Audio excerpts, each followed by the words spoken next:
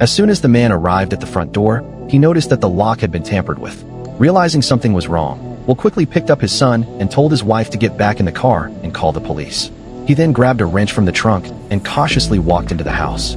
He scanned the surroundings warily, fearing someone might be lying in wait in one of the corners. Carefully, he made his way upstairs and heard a sound coming from his son's room, like a window being opened. He slowly approached the room. When he pushed the door open, it seemed the intruder had already fled through the window. However, Will found many bullets on the floor and on his son's bed. At that moment, the police arrived at Will's house. The sheriff believed it was crucial to capture the thief's father to prevent any retaliation against Will's family. Just a few nights earlier, Will had heard someone break into the house.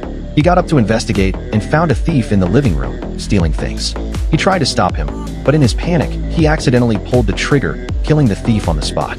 When the police arrived and Will explained what happened, they only took a brief statement and told him it was self-defense, assuring him there was no need to worry. But Will, who had never killed anyone before, still couldn't calm down when he returned home. He thought everything would return to normal, but then the sheriff told him that the thief's funeral would be held that very day. Will casually asked who would be attending the funeral, and the sheriff mentioned that the thief had a father who had just been released from prison. That immediately gave Will a bad feeling, so he decided to drive to the cemetery. Before he could even park the car, a man approached him and said some cryptic words, telling him to see his son. It was clearly a threat. Will rushed to the school to pick up his son, and on the way, he saw that same man again by the roadside.